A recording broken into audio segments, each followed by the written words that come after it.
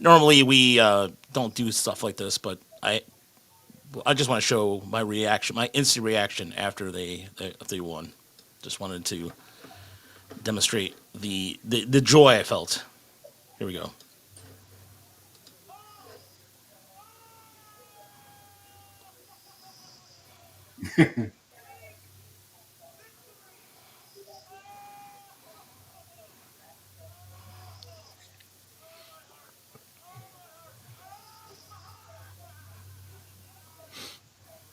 Oh, Oh, you hear the maniacal laughter.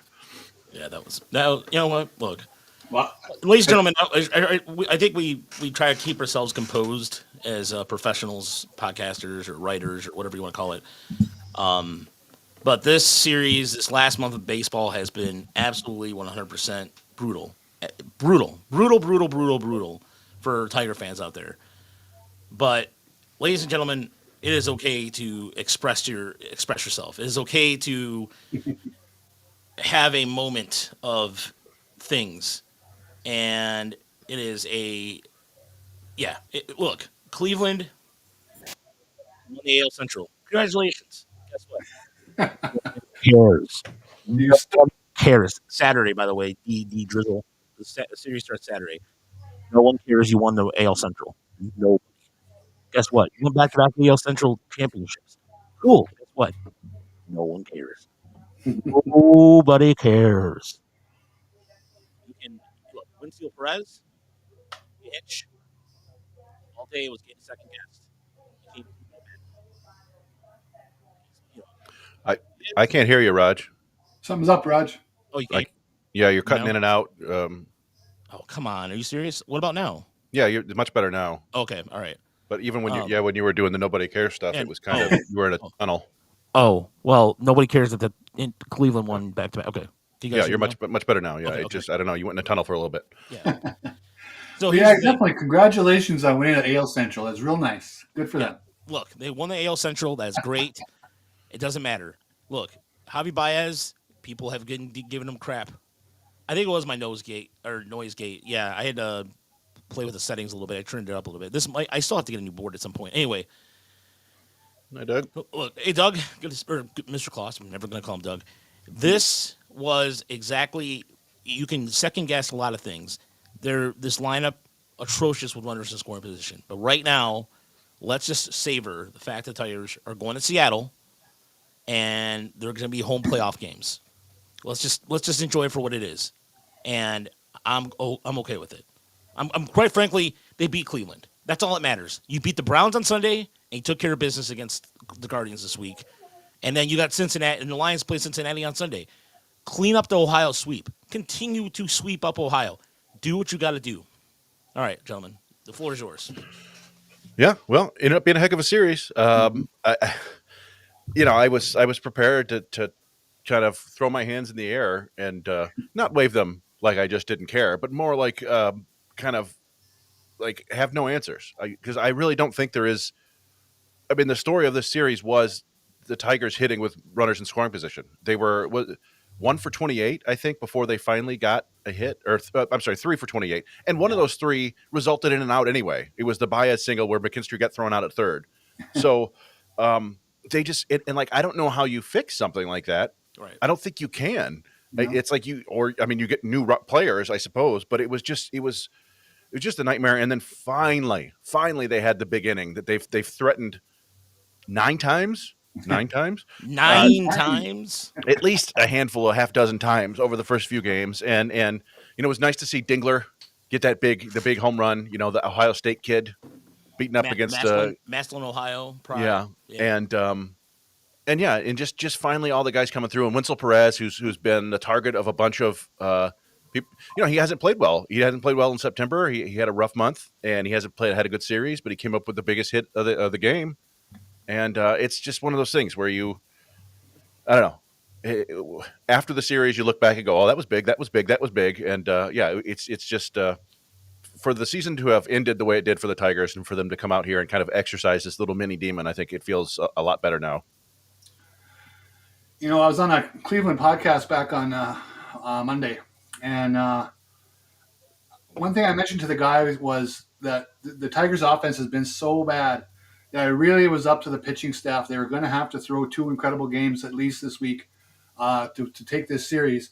And credit to those guys. I mean, we're going to talk about the offensive breakout tonight. That was fantastic. But really, the Tigers' pitching staff, Cleveland's hitting, obviously they're a 226 hitting team. They're not a great offensive team. They couldn't let them break out, and they didn't. They got the job done. And, there's a couple of switches maybe you could question, but by and large, Hinch guided them through it and carried the day. Yeah, and look, again, when during the beginning of the game, everyone was like, well, why is Perez batting third? I understand. But here's the thing: who else are you going to put in there? Jahmai Jones is a defensive liability, correct? Yeah, and with Hinch, it's always more like I don't think he particularly cares that much about where guys hit in the order, other than the way it affects how the other manager approaches it. The construction. Yeah, and Perez is the one switch hitter they have in the lineup, and so it gives him, all year long. Hinch against righty starters, Hinch was doing left, right, all year long. And he stopped doing that in this series. One of the many things that he stopped doing in this series or started doing differently in this series that was like, I'm not going to lie. Like at one point I'm like, is he trying to get fired? But no, it worked out. And I can't really blame. I mean, the story in game 2 was, you can complain about Hinch bringing in Melton instead of Herter or pinch hitting for Riley Green. You can do all that. I don't think the pinch hitting for Green was a huge error because of what we've seen from Green so far. That was 1 for 15 with runners in scoring position. That was the story of that game. You can blame Hinch all you want, but it's not his fault that the guys didn't get hits when they needed to. But I don't know. Perez to have been put in that position and to finally come through, I think has to be a huge weight off his shoulder. And as one of our friends said, Perez is never healthy. He's always had back issues going back like the last 3 or 4 years. So you can kind of presume that when he goes into these slumps, he's probably not feeling great. But they won. People also, from a Tigers perspective, especially fans, I mean, they expect the Tigers to perform at a high level, and they won't accept less. People forget, Cleveland's pretty good pitching wise. Part of that slump with the runners in scoring position, you got to give them a little bit of the credit too. Although certainly the Tigers had the group contagion where just nothing was going right. Yeah, it's hard to figure sometimes in sports, and particularly in baseball like this. You've seen things like this, not as bad as this. I think when I was researching using Roger's baseball reference tool yesterday, that it's the first time ever a team had left 15 men on base and only scored 1 run in the playoffs. It's like, come on, can we cut it out with these, record-setting efforts of futility? It's a real bummer, but. I don't know. Yeah, it's jubilation, I think, in that clubhouse right now, and probably well deserved, right? Like, we didn't talk about the Skubal outing in game 1, which deserves all the all the adulation there. Before we do, let's for my take dad. A shot for Brandy. Take a shot at Brandy. My dad's Brandy. It's been sitting there for a while. You take your Coke Zero. Salud. Salute. Oh, that was something. Man. Smooth as silk. There's a screenshot for you. Screen grab. So smooth. Yeah. You know what? I wouldn't be me if I didn't play this. And I'm sure you're familiar with this, right?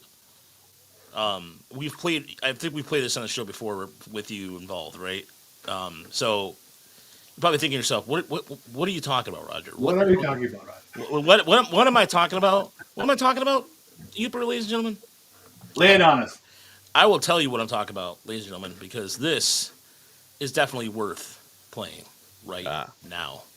Times in Cleveland again. Still Cleveland. Come on down to Cleveland town, everyone. Under construction since 1868. See our river that catches on fire. It's so polluted that all our fish have AIDS. We see the sun almost 3 times a year.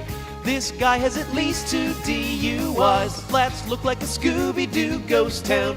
Don't slow down in East Cleveland or you'll die. Our economy's based on LeBron James. Buy a house for the price of a VCR. Our main export is crippling depression. We're so retarded that we think this is art. It could be worse though.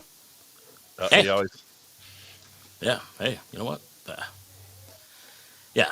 So Classic. Motown Sports '89. That's where I got that was from. It was from an episode of Tosh. So, but that is now part of the tradition.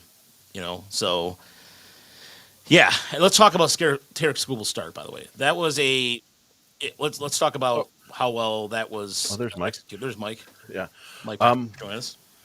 No, Mike. Hey, Yeah, that was Tarek Skubal doing kind of the platonic ideal of what you think Tarek Skubal can do, and then going out and actually pulling it off. That was his version of Justin Verlander against the Oakland A's. It's a different game now. You rarely see pitchers go even into the ninth inning, but just a masterpiece. It really was. He just manhandled the top of their order, which is where their runs come from. And really, even probably make the argument that he kind of set Stephen Kwan on a downward spiral for the rest of the week. Didn't do a darn thing. Yeah. I mean that saved the bullpen. That's what it did. I mean, they used 2 arms that night, and that ends up being big in any series, So I thought that was a big deal for him, just going to 7 2/3. Yeah, and it's a good thing you mentioned Kwan there. It really was that they, apart from the random like Brian Rocchio, who knows what the hell that was like. Oh, this is just going south. This is not going to work. When one of the guys, I forget his name. He's in our Discord, but he pointed out that Rocchio all year hit like 125 against fastballs 98 miles an hour or more. One single, 35% whiff rate. Got a 99.9 mile an hour fastball and hit it over the wall. It's like, come on. Into the wind. Yeah. And so, but yeah, they really did. They shut down the lineup. They did. Yeah. Ramirez does what Ramirez does, but they did exactly what you have to do, is not let anybody else beat them. And oddly enough, Ramirez kind of 2 biggest like base running mistakes of the series. I mean, you could argue he cost it. Why was he going to second? He was jogging a second. Yeah. On that was, dude. I mean, if he was running full speed, we're talking about a different game here altogether. Yeah. But why? I didn't understand that at all, because Vest threw like a perfect. But it was a great play by Baez too. Quick. This is why Baez is out there, folks. Mm-hmm. He is good. That's why he's the magician at McGill, because he's so good with his glove. And that right there, quick glove work, great play, bam, bam, bam. And I knew it was getting overturned because there's no way in hell he was safe. He's also, it's Javier Baez is a full-on Delman Young principle in effect right there. Yes, he is. Absolutely. Yep. He had over 500 in the series, I think, something like that. I think 455. Okay. Yeah. Those are the most dangerous guys, the guys who swing at everything. They get you in trouble in the postseason. You could just see, late last week he was starting to look a little competent at the plate again. He'd gotten a few hits in Boston and he carried that right into this series. Boy, and the club sure needed it. And that home run today was so loud, or not the double today was so loud. I thought for sure it was a homer. Bobby Scale said something really interesting that I didn't even consider. For all the problems he was having with his injuries, that he was saying that when you have problems with your lower half as an infielder, that makes everything so hard to plant with throws, and that's why he was struggling with in the field before. And it makes perfect sense. I mean, he had to have hip surgery, and so you again, this is Baez healthy, and look what happened. You got a guy who was an all-star in center field, and he's been able to be a consistent glove at shortstop when the position that he was signed for in the first place, and he comes up big when they need him to the most. Yeah. That's the beauty of these playoff series and short playoff series, especially, is that somebody who's been, a GOAT all year can be the hero in a small series. And as we talked about, like Winslow Perez, did he get one hit? Was that one hit the only thing he got this series? Yeah. It was like he's like a 200 OPS or one lower than that, but biggest hit of the series. It's a thing of beauty sometimes when it happens and it goes in your favor. Yeah. I thought, we're talking about Ramirez with the base running. A lot of credit to Will Vest. I mean, I thought Torkelson's throw maybe jammed him a little bit, in here, and he missed it. but he didn't. He kept his head about him and went and got that ball fast. You know, it was pretty impressive that he didn't just choke on that and making the mistake. And then they were lucky that the ball didn't hop into the dugout; it hit the rail and changed that. I mean, things could have got real testy after that. Well, and I think back to game one with Will Vest, the grounder with Ramirez on third. He played that brilliantly. Like he could have thrown it to home and maybe something goes wrong and they don't get Ramirez. He faked the throw and ran right at him, and it did it just picture perfect. And what a Houdini act that was, right? Like man on third with nobody out and they get out of it. Amazing. Yeah. Been a whole lot of that in this series, but that was that was huge, obviously. There's a lot of like just baseball. Just like you can't explain it, but baseball. There's no logic with this series, and you knew going into this series it was going to be something just strange. The Tigers scoring more than 2 runs, strange, because it hasn't been happening as of late. And that's right. David Fly mentions that's right that Vest played middle infield going up. So and it showed. Yeah, definitely. That was a perfect throw. And unlike the 2006 Tigers, where they couldn't field, the Tigers were able to, at least their pitchers were, at least in that regard. It is funny that I would never call that a well played series. Like you think about it, like the Tigers didn't do anything with men on base till the final 3 innings. Cleveland made 4 errors, and you could probably charge them with more. I think the double Carpenter's double early in today's game was probably an error. Yeah. The Tigers were not playing particularly great defense. They made some good plays. It's the funny thing about baseball is like it's still an incredibly compelling, wrought, tightly played series because they're both kind of fumbling around. It reminds me of like back in the day when like the Pistons would play the Pacers or something like that, and it was like a 62-61 final because nobody could score. Exactly. Yeah, it was like that. It was that David Stern NBA that he hated with a passion, where it was just ugly basketball. And here's the thing, too. If you look at the other series, look at Dodgers taking care of business against Cincinnati. The Dodgers were just like, you know what, we're going to show up now. We're going to show why they're the defending champs. And the Tigers and Guardians series was just going to take one. It was going to take one weird thing to happen. And look, another thing too from last year compared to this year, they held Stephen Kwan in check. Kwan batted over 500 last year and was always getting those little hits to get himself on base. They completely and utterly neutralized them in this series too. Yeah, I mean, his only big hit was there at the very end, right? The 8th inning. Yeah. Yeah, I don't know. I was just looking down to see that the Cubs are beating San Diego 2-0. San Diego a few innings away from getting knocked out in the wild card series after trading away, one of the top 5 prospects in baseball for a closer. That is certainly a way to do things, but they do have that closer for many years to come. So I wouldn't say that. And they have a good lineup; they could come back. But yeah, these short series are something else. Like the Dodgers just went bonkers, and I think I saw a story that they were like every pitcher on Cincinnati was tipping pitches, according to a report. Like, well, that's not great. David mentioned that the caught stealing. Yeah, that was an awesome throw by Dingler. And Ramirez was thrown out in the bases 3 times in the series, right? Yeah. Mm-hmm. Yeah, that's another big thing that isn't necessarily like glaring in the box score.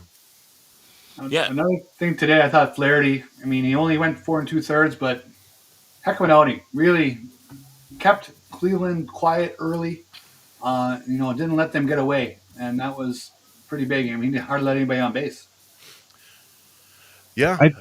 Go ahead, Mike. Yeah, I thought it was really interesting that Boat went to his bullpen so early. Considering the bullpen has been pitching their tails off for a month now, it just seemed like a weird way to go in a winner-take-all game to try to use every guy you have in your bullpen when, I mean, I don't know. They've been exhausted for a month now. It just seems like you'd want to save that, and I thought that was a really big turning point here is just those guys. I mean, yeah, sometimes it's that simple. I do think that they were tired, Yeah, I mean, I think when we talked to Justin on the minor league podcast, I showed up at the very end, but I went back and listened to it, and he talked about how last year Cleveland really relied on their bullpen like crazy, right? And they still had Clase and they were going to town. And this year, he said it was really more about the starting rotation down the stretch and the fact that they went to a 6-man rotation. And one of those 6 guys was Joey Cantillo, who came out and pitched really well until he gave up that home run to Dingler. It was like the one mistake. Yeah. And after that, like, yeah, eventually we saw it happen with Melton and Herter, right? Like if you go to the bullpen really early, it's somebody is not going to have their A game at some point. And yeah, they got the Hunter, or it was Hunter Gaddis, right? Yeah, Hunter Gaddis. Yeah. And that's the other thing too about this series that David Fly mentioned here. Hinch stuck with his game plan, and he outmanaged Stephen Voigt, and that's where like kind of like the little things like that. But I mean, it's really in credit in his not giving in early. Doug or Mr. Kloss, good point. That he didn't give in early. Not giving in. Not giving in. I didn't. I mean, I don't know. Like, I was here a little late, but I mean, we got to talk about yesterday, right? I thought pulling Riley for Jahmai Jones was not a great manager. Yeah, I talked about that yesterday on I was on WJR yesterday, and I mentioned how I don't think that's good for Riley Green in terms of just getting that postseason experience. Right? Like I don't know. Go ahead. So here's the thing. I even before that happened, I would texted my brother. I'm like, I think he seriously has to consider pinch hitting for Riley Green here, because all they needed was a ball in play, and they hadn't been able to get any of those. And it was like, you know what? As much as you rely on that guy's the heart of your offense, at a certain point you have to actually get it done. And he had some opportunities early in the game, earlier in the series, and maybe it's just a tiny little wake up call for Riley Green that he needs to change his approach slightly down the road. And you can, it didn't work out. They lost that game. They won the series. Maybe that's a good. I don't know. I felt like Green put together better plate appearances today than he did. So I don't know. Maybe you do need to wake guys up a little bit sometimes. It is just odd to me though that he didn't do that once all year, and then the playoffs, and they didn't bunt all year, and in the playoffs. But there is the guys at IMGO blog, they talk about Michigan football all the time, and they have a thing they say where if you're playing a 1950s football game, then you act like you're in a 1950s football game. You punt with on 4th and 2. And the Tigers were playing like a 1968 baseball this entire series, and so before they raised them or lowered them out. So sometimes you just have to bunt for hits and do play for one run. What's funny too is we have the Parker Meadows interview from when we were at West Michigan. And he talked to us about him bunting. So every time I'm on Twitter and I mentioned Parker Meadows from West Michigan, that's exactly what I'm talking about, because the Tigers at one point wanted Parker Meadows to bunt for hits on a regular basis and use his speed. Correct, Chris? He bunted once a game back then, and I mean, I think the Tigers. It was something the Tigers wanted him to do, but it was also he came to us, or he said that it felt good for him to try to help the team win, like, which is something that now we talked about this a bunch, but like you don't necessarily think about when you're thinking about guys in player development. At least back then, we didn't necessarily think about like how you feel when you actually help your team win, how that helps your development, rather than going 0 for 4. But hey, I got some good swings and hit the ball hard. If you go 0 for 3 with a sacrifice bunt and your team wins, you probably feel better about that. Now you don't want to focus on bunting every game. Damn it, David Littlefield. But yeah, I don't know. It is interesting to hear this perspective. And yeah, he was just sacrificing, wasn't he? And it was just like a whoops. So another Cleveland miscue. Yeah. Sobrowski was just a little slow getting to it. Took his time. And Meadows beat it out. It was great hustle. But, he's the kind of guy who's always going to be busting it. So hard to believe that the Cleveland pitcher was surprised by it. I do, Bryce here. I don't know if we want to move on to the next series too much, but I have been thinking about it in my head about who's going to pitch game 1 on Saturday, because that would be just 4 days rest for Skubal, I think. So you wonder if they're gonna start Montero. Are they gonna do a bullpen start and kind of have Montero as a bulk guy? Jose Urquidy, can he come back up? What are they gonna do? Yeah, it's only 3 days rest for Skubal, isn't it? Yeah. Well, I'm trying to think. It's 4 days after he pitched. Yeah. So yeah. Yeah. All right. Well, you know what though? Here, I want to play this. I found the Parker Meadows audio from. Right. This is from 2019, I believe. This is from 2019, and this is something I wanted to play because it's important because it speaks to what Chris said. Prospects, bunting. Is that an organizational mandate? Is it something you guys are doing just to get on base? Is it? Managers want you to do? I think it's kind of both ways. For me, I like to do it.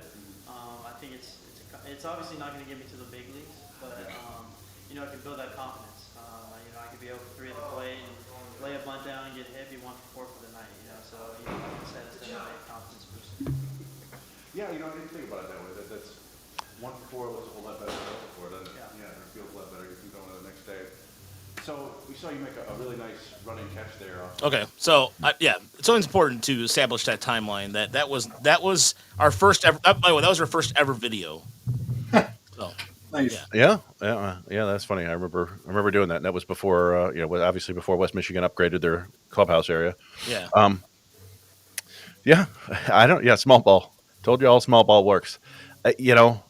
Yes and no, right? They tried it another time. It didn't work, right? Well, Mitchell Stachnik with Melton in game 1, possibly. That's not a bad idea. No, the Tigers remembered they could hit the ball, in fact, out of Yeah. the infield. They forgot, but Yeah. game 3, it all came back. Yeah, I mean, hitting a home run works too, which they didn't Yeah, do right. until Dingler did that. I mean, that was what's so frustrating is I mean, everybody was making a big deal about this, but yeah, game 2, they're 1 for 15 with runners in scoring position. Cleveland is 2 for 3, 2 for 3 with 6 runs scored because they hit 3 homers.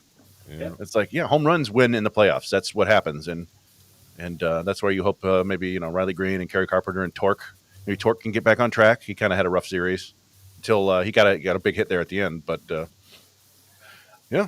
I was really happy, and I tweeted about it. People can go look at it if they want. But the time before that he batted, he finally smacked one to the opposite field. He went the other way, and he made an out, but he hit it fairly hard. And earlier this year, when he was in a slump, he kind of got out of it. He had several opposite field hits. And I'm not saying he came up the next time and got a hit because he did that, but I think that mindset serves him well. Occasionally go the other way instead of getting so pull happy and uppercut happy, which he looked a little bit to me in the first couple games. Yeah. Looks like we've got another AJ Hinch champagne celebration speech. I haven't seen it yet. Have you? No, well, we can put that on there. Yeah, let's give it a here. Let's see what he says. All right, let's see here. Where's it at? Where's it at? Twitter? Yeah, it's the Detroit Tigers Twitter account 9 minutes ago. 9 minutes ago. All right, I will find that right now. Go ahead. As you're saying. Sorry, go ahead, Mike.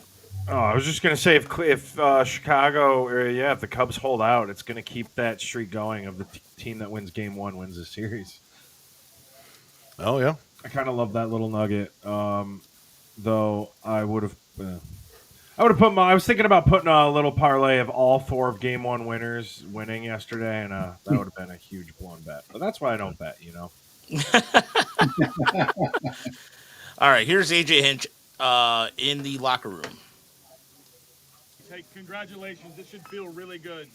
Not only because of what we've done, but where we're doing it, right? They test us and test us and test us, and we keep answering. Okay, it's taken 89 wins to get to this point. I know what 11 more bring. Our first win of the year was where? Seattle, baby. Let's go back to Seattle. Yeah. All part of Hinch's master plan to get swept by the Dodgers in the first series of the year. But Yeah, it worked no, out. he's got a little knack for those. Yeah. That's It why is nice. I mean, he's a psychology major, right? So Yeah, oh, and it's nice that we got back-to-back seasons of Tigers in the postseason. For as winning series in a postseason. yeah, for as disastrous as this felt down the stretch, and historically disastrous, it's nice. Now, is it enough for everybody? Do you think? look, Fans? Seattle's offense has been inconsistent. Seattle can pitch. Mm-hmm. They can pitch. Offense outside of Cal Raleigh has struggled a little bit. So that is going to be the question. Can the Tigers outmaneuver a pretty damn good Mariners rotation and a bullpen? I mean, Anthony Munoz is really good. Not Anthony. Is it? Wait, no. Is it Anthony Munoz? Who's their closer? Might be Anthony. Yeah. Really, really good. So. Yeah, Andres Munoz. And Andres. Sorry, I was thinking. I don't know why I thought of Anthony. I was thinking of the former offensive lineman for the Bengals. I will say this: Seattle does have the third highest WRC plus as a team in baseball. They're tied with the Dodgers actually at 113. So yeah, I don't know how much of that is Cal Raleigh and Julio Rodriguez, but that is kind of it's going to be a challenge because you got those two. You got Randy Rosarena, who all he does is go bonkers in the postseason. They have Suarez again. Tigers are gonna have to pitch really well, and that Mariners pitching staff is awfully good too. So it's a good team. Yeah, You very know, good team. it's night games out there that really depresses power, right? Not day games. It's night games. I Yeah. believe so. I'm hopeful these are some night games to keep their offense down and hopefully make these 2-1, 3-2 type of ball games. And if that happens, they're coin flips. Tigers could do that. I mean, I'm guessing Seattle and Detroit doesn't really move the needle for a national audience. So Right. they're probably going to be, if there are multiple games, it's going to be afternoon in Seattle. So maybe normal time here, maybe even 1 o'clock in Seattle. I'm trying to. What do they have scheduled right now? The first one is Saturday, right? Yeah. Do they have a time for that yet? I don't see a time, just that it's Saturday. But you got the Dodgers and Phillies, so that's going to be the primetime game that night. Presumably, you also have probably Yankees or the Red Sox versus the Blue Jays, and I don't know what Cubs and Brewers. I'm thinking if it's those four matchups, it's the Tigers at 1 p.m. again. Yeah. Well, that's the way it goes. But, Yeah. it's not like Seattle is battle tested through the last few years. I mean, they've been sitting on their butts now for a week. Tigers are coming in on a roll. Steal game one, see where it goes. Yeah, that's totally feasible. It is totally feasible. That's why sometimes that buy is not necessarily a good thing. So, yeah. I'm just stoked that they beat. Here's the thing. We'll talk about Seattle. We'll do a preview for Seattle probably Friday. Tomorrow's Friday, right? Yep. Tomorrow's Friday. Wow. All right. This week's gone. Yeah. First. Yeah. First week of my job, and so everything's been like drinking out of a fire hose. We'll talk more about the series tomorrow. There'll be something out tomorrow, for sure, and we'll definitely get into the weeds a little bit. Maybe some Saturday. No, every game is on Seattle. The first two games, and then games 3 and 4, if necessary, which could be totally necessary. No, I'm sorry, games 3 and 4. 3 is there for sure. It's going to be Tuesday in Detroit again, probably in the afternoon. I may have to take that day off from work. I don't know if it's so early in yours. You probably, yeah. That's why I got the media passes for both of us, just in case. So, and then the next one I presume would be was it Wednesday then, right? And Yeah. then back in Seattle for Friday if they go 5. So yeah, steal one of those games in Seattle, make them fly cross country and be all tired with their West Coast bodies. And yeah. At least look, they enjoy it tonight, and then they'll fly out to Seattle, and then we'll hear all the. Thank you, Elton. Appreciate that. Yeah, enjoy it, And as far as Colt Keith goes, I think there's a good chance we might see him in the series. I don't think he's gonna be. He doesn't want to sit out this series. Hell no. I mean, it just really. They had him in a brace, so depending on how he's doing with that rib pull and everything. Go ahead. Chris. he's been doing on-field work before each of these last 2 games. The beat writers have tweeted it out and shown some video of it. So he seems to be, pretty close. I don't know exactly how the timelines work on that, with injured list stuff, but I'd be most interested and worried about where he's going to play defensively and how he's moving. I'm sure they are too. Yeah. I mean, I think maybe we'd keep him as a DH, perhaps. That's what I was thinking. Yeah. or just another solid bench bat, right? Yeah. A situation where you need a lefty, he'd be a good guy to bring off the bench. But yeah, I mean, they didn't use Malloy much in this series, and I don't know about.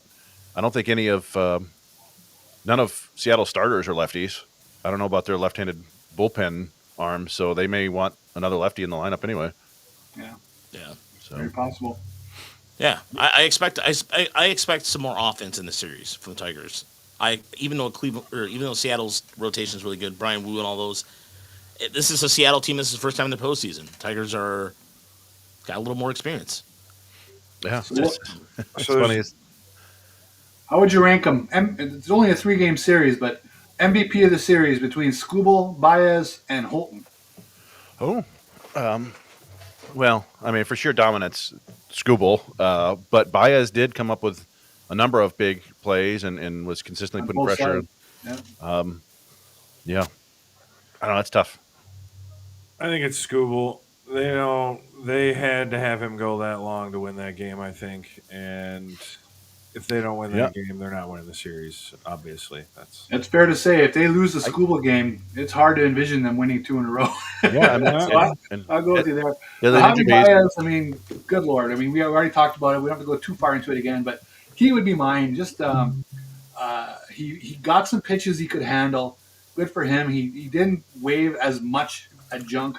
And defensively, he was rock solid and really played his butt off at shortstop.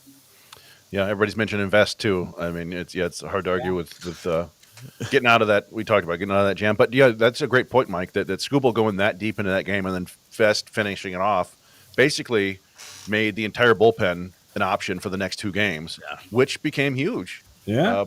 So that was, I mean, that's what you want your horse to do, and you hope you can go out and do it again in a couple days. I posted the Parker video, by the way, and Travis online goes, I heard the old development staff would withhold food if Parker did not bunt once a game. Yeah, it's funny looking back at that and seeing no white hairs in my beard. Your hair's like your front of your hair is really curly, and you got the beard going, and Yeah, keep it pounds lighter. And Parker Meadows was 19. yeah, looking Whatever. Yeah, no, and baby face. And look, I'm going to give it to Baez just because Javi Baez did all the fun, like the little things right. Everybody complains about his swing and all that. I get it, and those throws sometimes, but it's the little things he does that makes a difference. And he did that all. And I know it's hard not to say Vest either, but Kyle Finnegan came up pretty good too, pretty big early on, and that allowed them to use Vest later in the game. But Baez also did it with his bat too. I mean, the double. He had some really also another thing that I noticed about the series. Cleveland kept giving him the left side of the infield, and he just kept taking it. He kept taking the ball to the right. Yeah. That was really, really smart hitting by Javi Baez, and that's something that the Cleveland didn't adjust their defense, which surprised me. And he just like, all right, fine, I'll just go that way again. Did you know that Luke Jackson is on the Mariners and pitched for them down the stretch fairly well? Really? Yes. Tiger legend. Yes. he gave up 3 runs in it looks like about 14 innings for them. Wow. Yeah.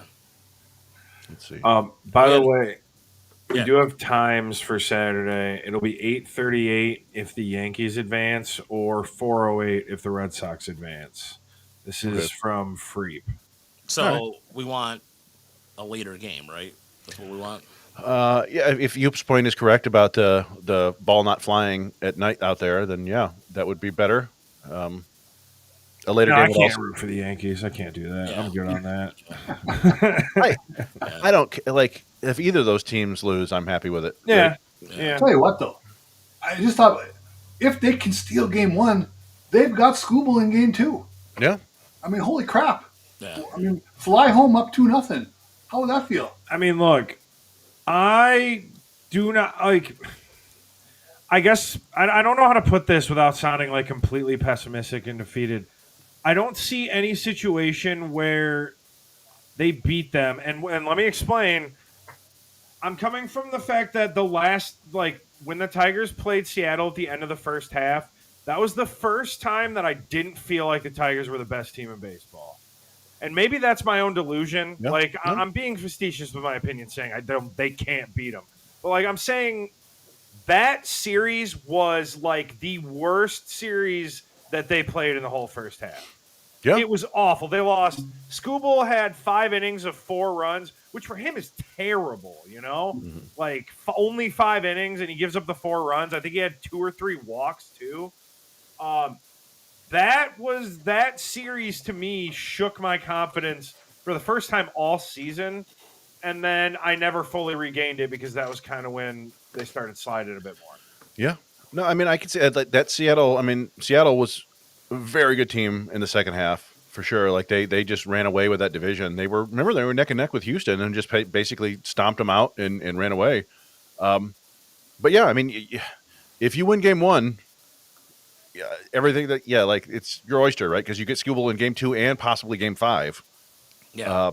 Now again, they can beat Skubal. They have anybody can. I wouldn't bet on it, but I don't know. I think the Tigers are finally actually back in that familiar underdog role that they were last year, right? Like, no, they're not going to be expected to win this series, and they clearly could not play very well as the front runner, as they got chased down and passed. But maybe they'll play free and easy now that nobody's expecting them to win. Who knows? And Scoop will be back where he played his college ball, so There you go. that'll be fun. Maybe, I don't know. So another thing we have not mentioned today, 1-1 tie. A guy whose power had not shown up much for quite a while. Dylan Dingler hits a bomb. I mean, how big was that? To just kind of set the tone of the day on a different tack, because it was 1-1, and you're like, when are things going to collapse? Dingler just absolutely mauled that ball. That was a beauty. Yeah. Yeah, and he made the great throw to second. You look at by WAR, and Dingler was your best offensive player this year, and he went out and did it. I mean, best overall position player. And he did it on both sides of the ball today, and it was huge. He had his slugging percentage in July, whatever it was 456. In September, it was like 380.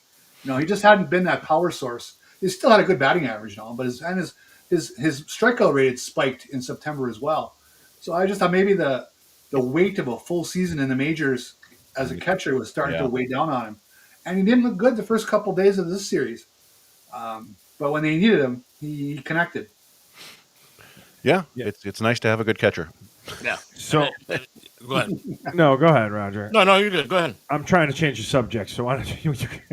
No, I was gonna try to wrap things up, but go ahead. Oh, I just wanted to see what you guys thought about DeLauder making his major league debut in this series, when I know that there are probably not the majority, but there is a good chunk of Tigers fans that wanted the Tigers to do that with Kevin McGonigal. And I'm not saying I'm definitely not that person. I'm just saying, people were criticizing the Tigers, being like, "Oh, Cleveland's doing whatever it takes to win," by bringing up this guy. I just wanted to get your guys' thoughts on that. Look, again, I'm going to say this once, and I'm going to say it again. If you can't play defense on A.J. Hinch's team, you're not going to be up there. And Kevin McGonigal, he can hit. He struggled in August. I have the numbers. He struggled in September a little bit. You saw him in the postseason against Binghamton, against really good pitching. He struggled. It's gonna. Chase, and I agree with Tim. Chase DeLauder was a desperate move. They can take their time with McGonigal. I was first, admittedly, in early August. Hey, bring up McGonigal. But after watching him a couple times live, I was just like, wait a minute. I'm wrong. I freely admit that I was wrong. There's no reason to rush somebody. And in this entire time, and there's people saying, well, what about Max Anderson? What do you think? You think Max Anderson's going to solve everything either? What the hell's wrong with you people? Max Anderson has come a long way. Don't get me wrong. And there's nothing wrong with Max Anderson as a person, as a player, whatever. But and everybody in the comment section, we have some very intelligent fans. Cleveland was dying for bats, regardless of anything they were trying to do. And David, I would agree with David here. He says, "Does Kevin have done better down the stretch?" I think he would have. Yes, absolutely. But we saw some of the defensive cues. Yeah, go ahead, Chris. If he were a legitimate right now shortstop defender at the big league level, they probably would have brought him up. I don't think. I think that was the key right there. Is they think he can get there. I think to be an average shortstop or defender at shortstop, but he's not there yet. And you saw with DeLauder, his first chance, he made an error in the outfield. Very first play. And later in the game today, you have DeLauder and Valera, who have played a combined 19 games at the big league level, including the playoffs, ram into each other. Yeah. Cleveland. They made the catch. Despite Cleveland feeling like this monster to Tigers fans, they're really just like they're Oz. They're hiding behind the curtain and pulling strings somehow, and every other team is just exposing them. But for whatever reason, like they had no business being in the playoffs. They had no business holding the Tigers to as few runs as they did. They did. This is a team that was scrambling to find players. Hell, they lost their closer to a gambling investigation. Yeah, and I they, mean- they called him a guy named Petey. Petey Halpin. Yeah, Yeah, it's Petey. But I mean, it is cool to see a guy make his major league debut in the postseason. My wife's cousin did that too. There have been 6 people who do it now. In 2020 was different, but Alex Kirilloff did it. Shane McClanahan did it, and Ryan Weathers did it too. So like, there's some. It's interesting, but You know, it's interesting. Go back to Tuesday, right? yeah, When Jose Ramirez gets to third base, when the ball gets kicked down the line, right? Legally, yeah. not illegally. If people are asking me. The next 3 batters, all rookies. You know, Yeah. and West worked his way through them. I mean, obviously Manzardo had hit 27 home runs, so he was a pretty good rookie. But they're all 3 rookies nonetheless coming up next, and that had to play at least some small role in Best plowing through those guys. yeah, I think so for sure. Ramirez is the straw that stirs the drink, and Kwan, of course, is annoying for Tigers fans. But yeah, that's a really young team. Other than them, even the pitching. I mean, Gavin Williams is early in his career. Tanner Bybee's not old. He's his second year in the big leagues. Slade Ciccone was basically his second year. Like, that's an incredibly young team. They're not going to go anywhere. It's super annoying. Every one of their minor league teams plays exactly the same way. They have more of these players coming. They're gonna be like this forever. So Yeah. Tigers need to get their young guys up and performing, and then kind of run away with it for once. Yeah. Although it's funny, my buddy Ray just texted me. He said, if Seattle does anything like they normally do in the playoffs, Tigers are a lock for the ALCS. Well, yeah. Yeah. I'm not counting on anything. Yeah, I'm not counting. Yeah, I don't look. It is right now. The Tigers are playing with house money, as far as I'm concerned. If the Tigers somehow beat Seattle and get to the ALCS, then I want everybody to shut up about like, oh, this is a bad season, blah blah blah. There's so many people who didn't want the Tigers to make the postseason because, quote unquote, they didn't deserve it. Which is also stupid loser. That's a loser mentality. That's just stupid. I'm sorry. That was the thing. Those are the type of things that really bothered me, was seeing things like that. They didn't deserve to be in the playoffs. Stop it. Oh, Stop it. Dude, the thing I've been seeing the most on social media this week, trade Riley Green. Mm-hmm. If you can. The dude is 25 years old. This is baseball. I just don't get it. I don't understand. They're like, oh, if he's gonna get pinch hit for, then why is he even on the team? It's just been I don't know. My heart has not stopped racing since the game started on Tuesday. I told you guys, until the Tigers had the 6-1 lead. It was the first time I relaxed in 3 days. Dynasty Lions. Okay, stop lying to our fan base. We have no chance. Stop it now. How do you know? Are you a crystal ball? Like, No chance. It's chance. It's 5 baseball games. All you have to do is win 3 of them. It's the Mariners are certainly a better team right now, but there's no reason that they can't win the series. You just have to get a little luck and play well. It's baseball. This sport is a 52-48 sport. You know, maybe 53-47, right? The best teams win 53%, and the worst teams can still win 47% when they face each other. That's just how it is. That's the way the sport rolls. Tigers have a fine chance. 1-3, sure, but you know what? A 1-3 chance, pretty good. Yeah, Seattle's a very good team. They have a very good bullpen. I mean, it is what it is. But if we played this on paper with dice, I would probably give the Seattle the edge. But you never know. You got to go out there and you got to roll those dice. Yeah, look at the Marlins. Look at the 06 Cardinals who beat the Tigers. The 87 Twins.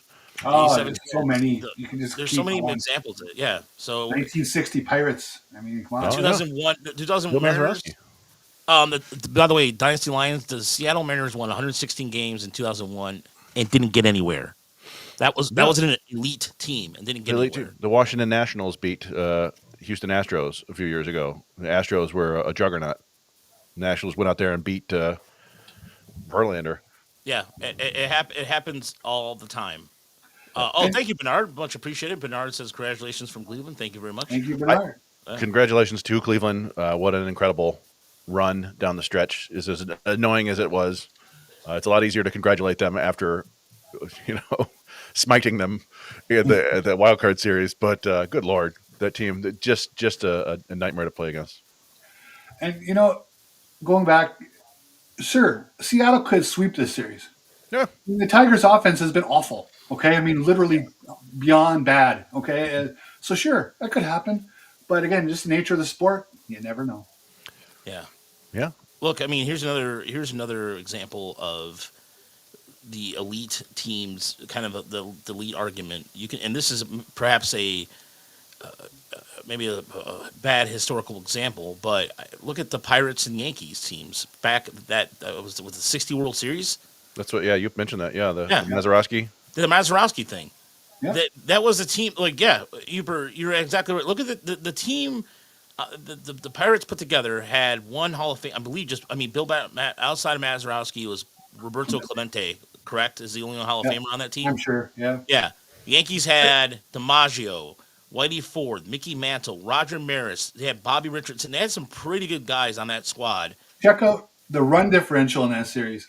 Yeah. The Yankees won like 10-1, 9-2, and the Pirates scratched out 4 wins by a run. So The Cardinals won the 2012 World Series, like being 4 games over 500 after the regular season. Like, Yeah. I don't know.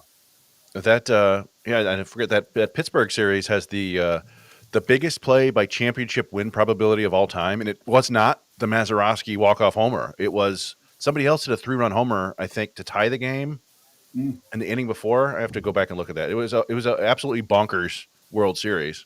sure. Let me see. There it is. Yeah, and by the way, for those who missed it earlier, Walter, I think there might be a good chance Montero starts game 1. So, but yeah, as far as small ball goes, whatever the Tigers got to do to generate offense, they'll continue to do so. Whatever they can catch Seattle off guard with. So we'll see what happens there. But no, I've never seen Melton. No, they haven't. That's true. Yeah. We'll see. Like, I was looking. Seattle was the best offense in baseball by far in September, and the Tigers were very much not. But they've had a few days off. We've seen that. They were out there scrimmaging. They had Ichiro in right field. Man, But what are you gonna do? Yeah, you go out there and play. And as you said, you get an early lead. You hold on to win game 1. There's an awful lot of pressure on that team in game 2 against Skubal. Yeah. I mean, this is look. I think the Tigers could get away with starting somebody else and keeping Skubal for game 2. I really believe that. And it's the same thing with Christopher. Oh, that's a good point. He said many Yankee teams were expected to win it all, only to fail. In 06, no one thought the Tigers would beat the Yankees. It's true. I also look at there's the Braves teams. Remember, the Braves won 13 straight divisions and 1 World Series. Yeah. So. It's going to be fun. I'm ecstatic they're going to be playing. I think it's fantastic. Yeah. That they basically dragged their ass for the last month, and they found a way this week. And it's just pretty exciting. It was a great time. You don't have to, nobody's saying they're great now, anything like that. It was just fun. It was amazing. Yeah. And look, and honestly, I understand. I mean, if we snuck in the World Series, lose 4-0, nothing but flashbacks, I'd rather not go there. Sure. Look, if the Tigers go to the World Series, then they exceeded everybody's expectations with this roster. And we can't predict the future, but even then, if that was the case, how often do they get the World Series? The Tigers haven't been in the World Series since the Giants? Yeah. 2012, yeah. 2012. Mm-hmm. I think the way this town is right now, it would show some sort of progress. The more money they make in the playoffs, the more money maybe perhaps they spend. I don't know.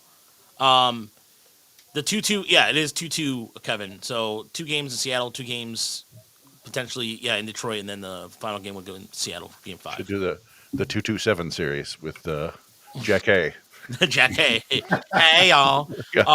Yeah. So anyways, we'll be back. Like I said, we'll be doing some sort of tomorrow or Saturday. We'll definitely be going back into 2 previews. So, like I said, enjoy it tonight. Enjoy the victory. And for Tiger fans out there, I saw the Illitch quotes, so we could go through those pretty quick. Let's breeze through these quick.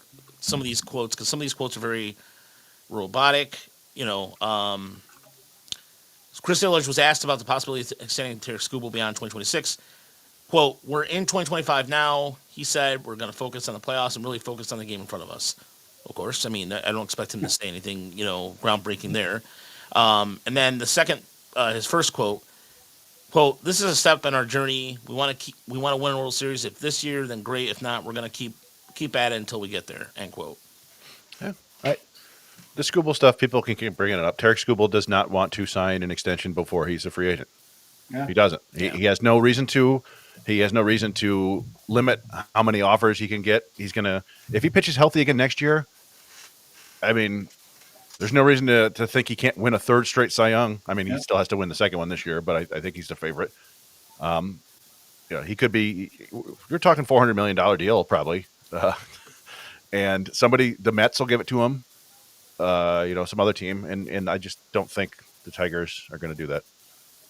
Yeah, he's on track to be the highest paid left-handed pitcher, richest left-handed pitcher contract in history, right? I mean, that's kind of where he's trending.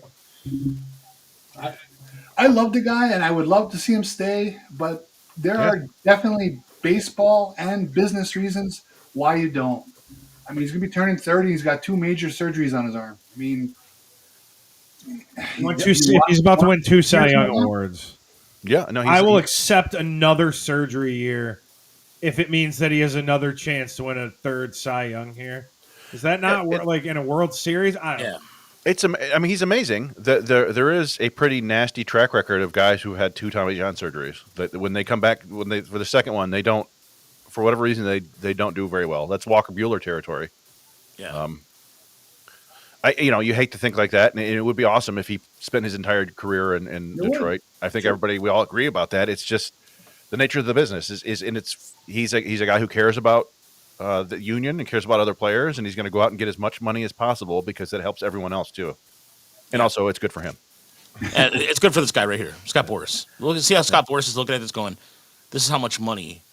He's looking at those balls, going, "Yeah, he's going to make me a lot of money."